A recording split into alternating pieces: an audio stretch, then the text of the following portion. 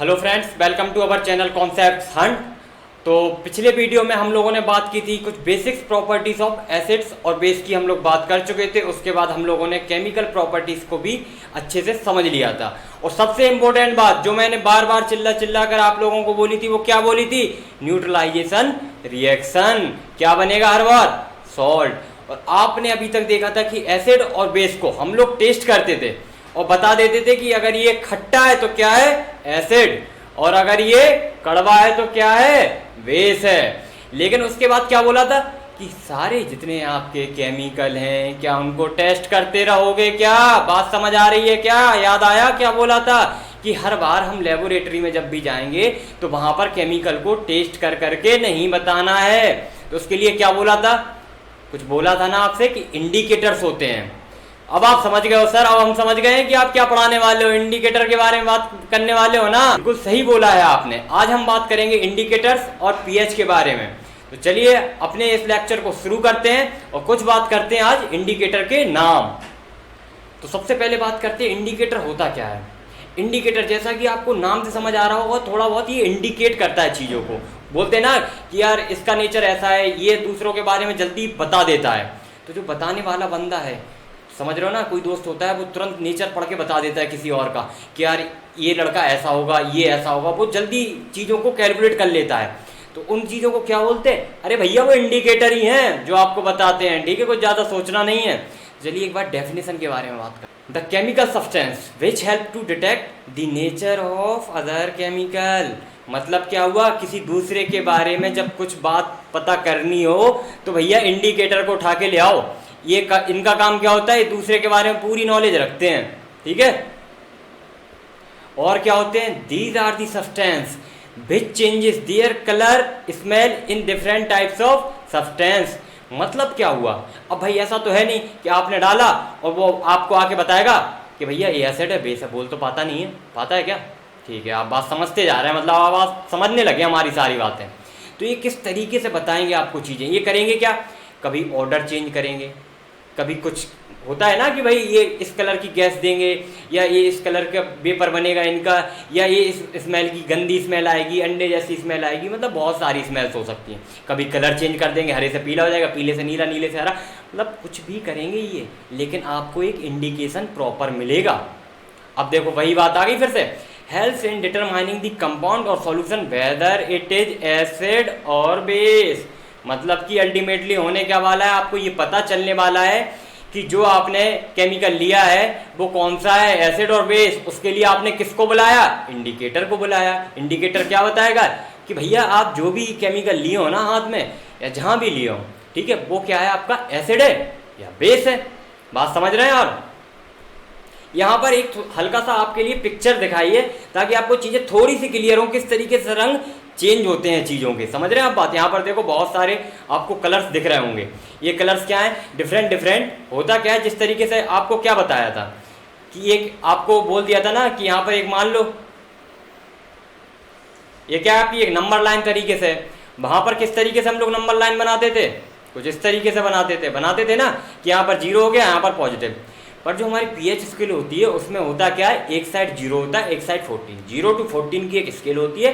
7 पर हमारा न्यूट्रल होता है। जो हम 0 बोलते थे ना वहाँ, यहाँ 7 पर होता है। अब आप बोलोगे कि सर वहाँ कुछ और हो रहा था, यहाँ कुछ और। टेंशन लेने की बिल्कुल ज़रूरत नहीं है। जब तक हम बैठे हैं आप बस केवल सुनते जाइए, पूरा डिस्कस करने वाले अभी हम लोग इंडिकेटर्स को भी।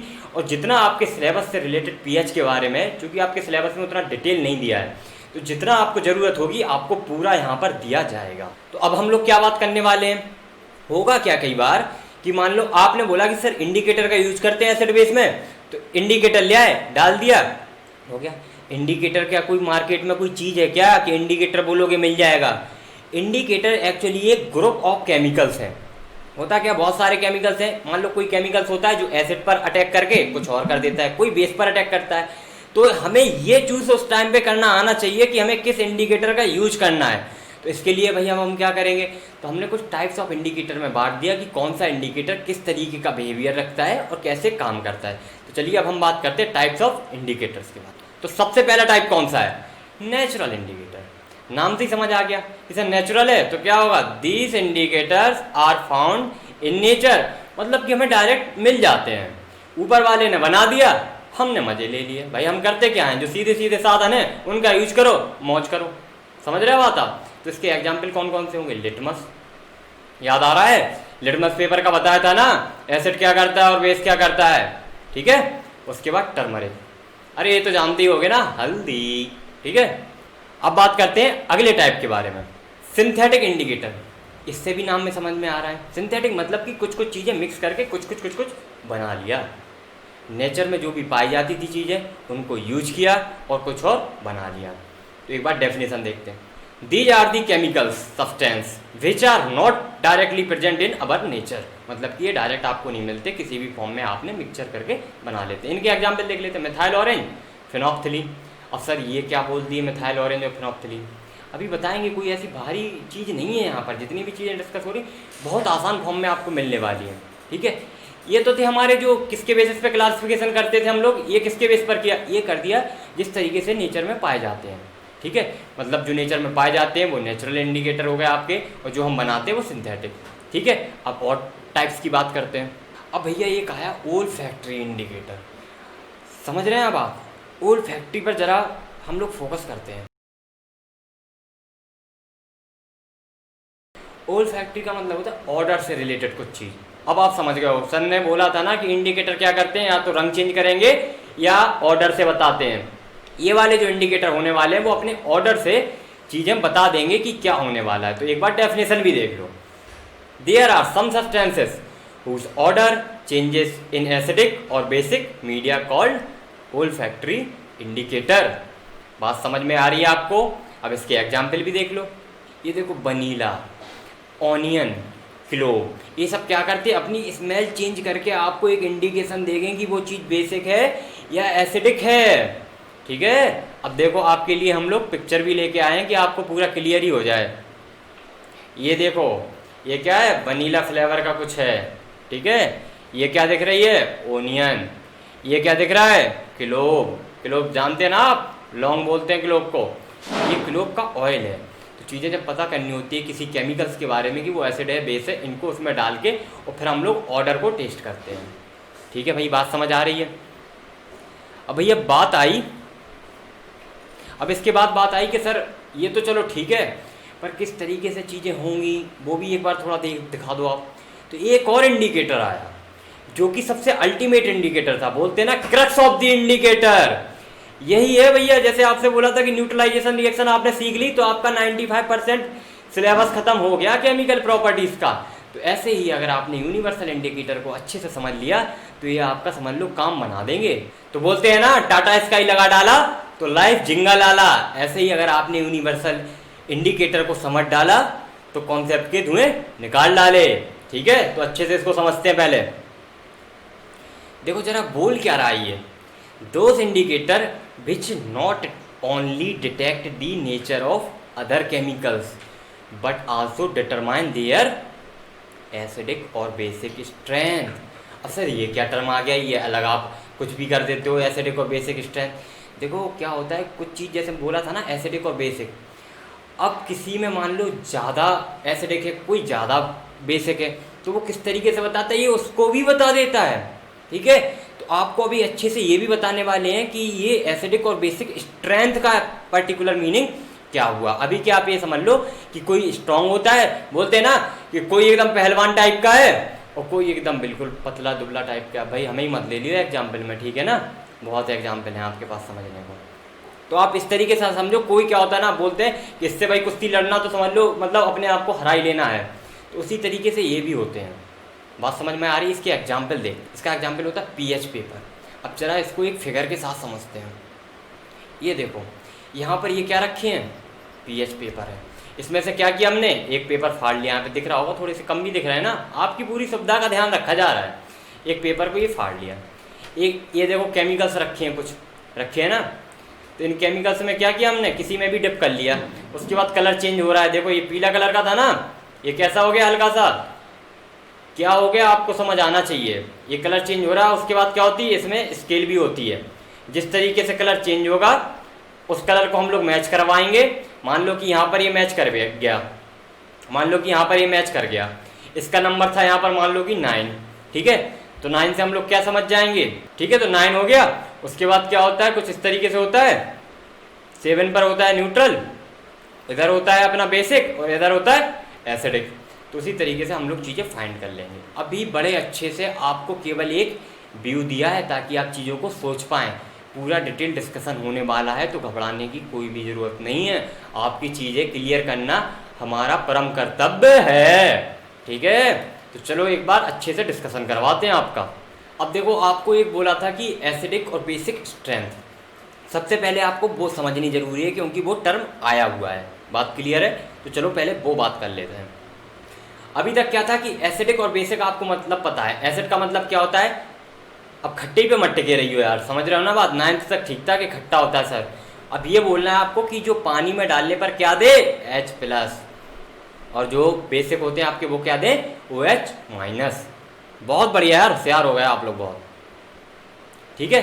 अब बात समझते, कुछ इस तरीके की एक pH स्केल होती है, ठीक है। ये क्या होता है 7, यहाँ क्या होता है न्यूट्रल होता है। इस तरफ जाएंगे क्या होगा, ये दिख रहा है कि भैया एसिडिक नेचर को इंक्रीज कर रहा है, ये क्या है बेसिक नेचर। मतलब कि जब 7 पर होगा तो क्या होगा न्यूट्रल, इस तरफ जाएंगे क्या होगा बेसिक, इस तरफ जाएंगे एसिडिक, ठीक है भाई, समझ आ गया। अब देखो ये क्या है, ये जो नीले नीले रंग का दिख रहा है ना, ये H+ का वेरिएशन दिखाया कि H+ आयंस कैसे होंगे, ठीक है। यहाँ पर देखो आप 7 से जैसे ही आप इस तरफ जा रहे हैं, ये देखो आपके H+ आयंस बढ़ते जा रहे हैं, बढ़ते जा रहे हैं। तो यानी कि आपसे क्या बोला था, जो H+ देगा वो एसिडिक, जो ज़्यादा देगा वो अच्छा एसिड, मतलब कि स्ट्रॉन्ग एसिड। तो यहाँ पर क्या होंगे चीज़ें, स्ट्रॉन्ग होंगी,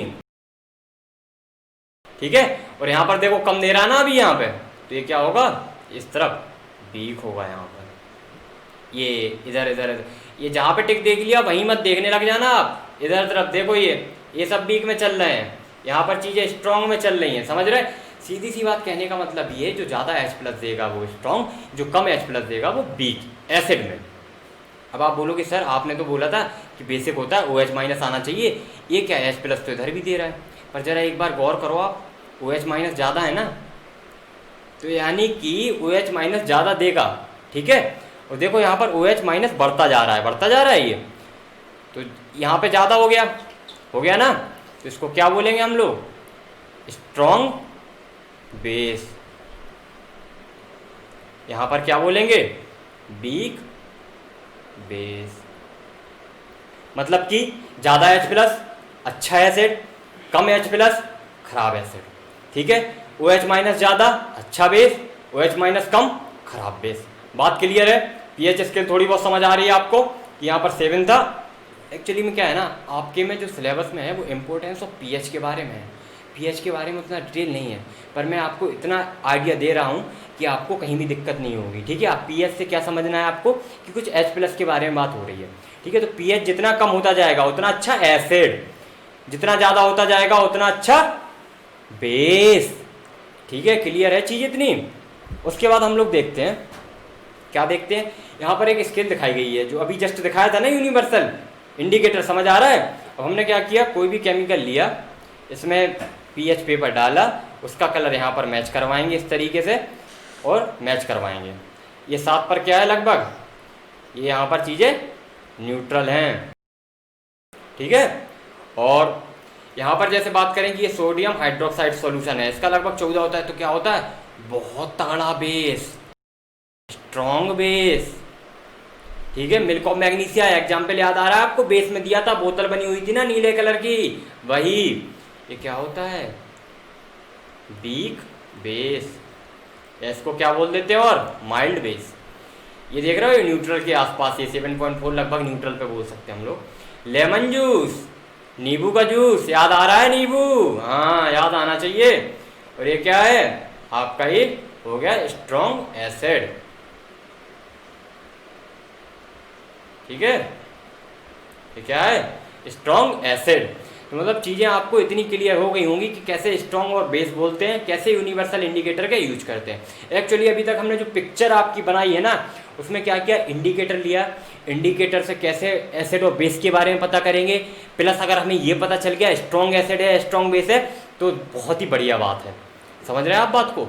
तो ये चीज़ समझ आ गई। स्ट्रॉन्ग एसिड स्ट्रॉन्ग बेस क्या होते हैं, जो ज़्यादा H प्लस देगा वो स्ट्रॉन्ग एसिड होगा, जो कम H प्लस देगा वो वीक एसिड होगा, जो ज़्यादा OH माइनस देगा वो अच्छा बेस होगा, जो कम OH माइनस देगा वो खराब बेस होगा। ठीक है, अब बात आगे करते हैं। तो अब बात करते हैं कुछ इंडिकेटर्स के बारे में, वो किस तरीके से रोल प्ले करते हैं आपको कि जब एसिड में जाएगा तो क्या होगा और बेस में जाएगा तो क्या होगा।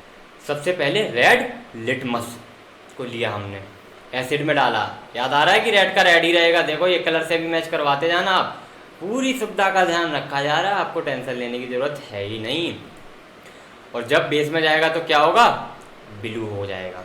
ठीक है, अब अगर ब्लू लिटमस ले लिया हमने तो क्या होगा, ये कुछ रेड में कन्वर्ट हो जाएगा और ब्लू का कैसा रहेगा, ब्लू रहेगा अगर बेस में जाएगा। उसके बाद क्या लिया हमने, टर्मरिक, कैसी होती है, पीले कलर की। जब एसिड में डालेंगे तो कोई चेंज ही नहीं होगा, समझ जाओ। अगर चेंज नहीं हुआ तो क्या है, एसिड। और अगर चेंज हो गया, रेड कलर की हो गई, तो वो क्या है, बेस है आपका जो केमिकल आपने लिया है। उसके बाद एक और इंडिकेटर है, फिनोप्थिलीन आया था ना नाम, तो ये क्या होता है, कलरलेस पहले से एक्चुअली होता है। ठीक है, तो कलरलेस ही रहेगा। उसके बाद जैसे ही आप बेस में डालेंगे तो ये पिंक हो जाएगा। आप लोग जब 11th और 12th में जाएंगे तो वहाँ पे फिनोप्थिलीन और मिथाइल ऑरेंज का आपका लेबोरेटरी में आपको टेस्ट करवाए जाएंगे। वही बात, अगर टीचर होगा अच्छा तो मज़े आएंगे भैया प्रैक्टिकल करने में। भैया टीचर ही ऐसा है, वो कहता है जो किताब में लिखा है आप उतना बता दो, खेल ख़त्म। तो देखो भाई, उसके लिए सॉरी यार, मैं कुछ नहीं कर सकता भाई। तो मैंने तो बहुत अच्छे से पढ़ी है चीज़ें, लेबोरेटरी में पूरे मज़े लिए हैं।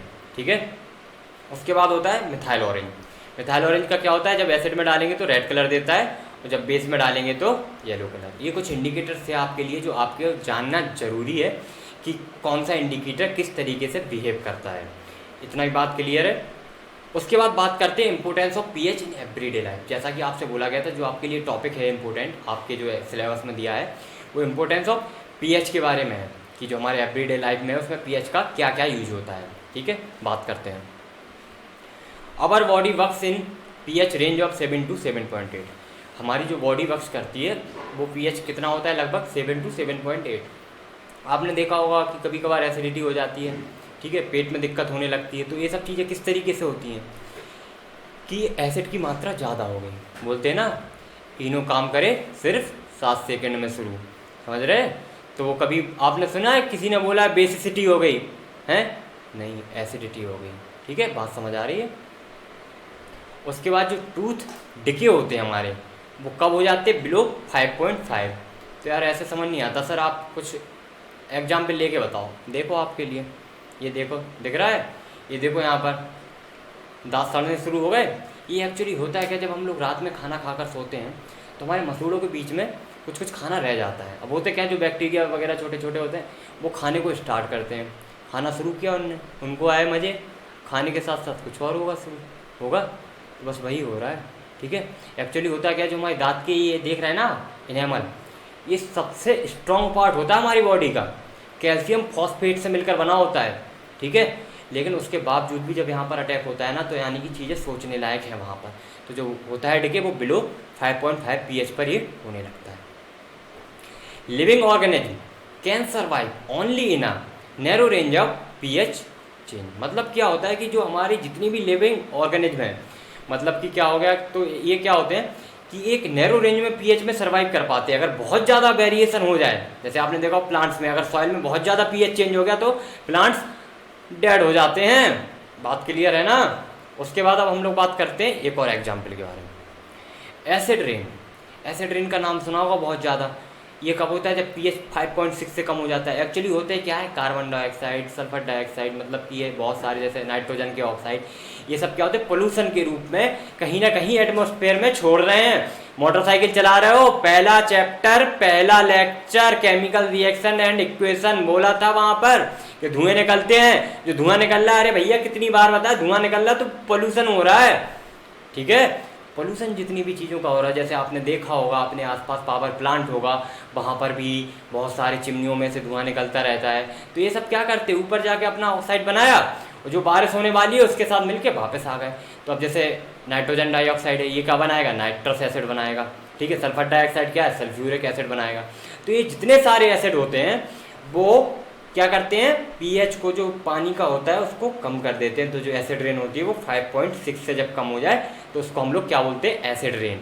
ये एक्चुअली दिखाते हैं हम, ये क्या होता है, बहुत सारी चीज़ों को डेंजर करता है। जैसे हमारा है तो हमारी स्किन को डेंजर कर सकता है, ठीक है, पेड़ पौधे हैं उनकी स्किन को डेंजर कर सकता है, और ये क्या है, जानवरों की भी स्किन को डेंजर कर सकता था। ये तो था चलो हम लोग जीवित हैं यार, हम लोगों को चीज़ें चेंज हो रही हैं, ये नॉन लिविंग चीज़ों को भी डैमेज करती है एसिड रेन। किस तरीके से, मॉन्यूमेंट्स वगैरह आपने सुना होगा कि ताजमहल क्या हो रहा है, ताजमहल क्या हो रहा है, ताजमहल में जब एसिड रेन जा रही है तो उसकी ब्यूटी बोलते हैं ना कि डिटोरिएट हो रही है, मतलब कि कमज़ोर हो रही है उसकी सुंदरता पर।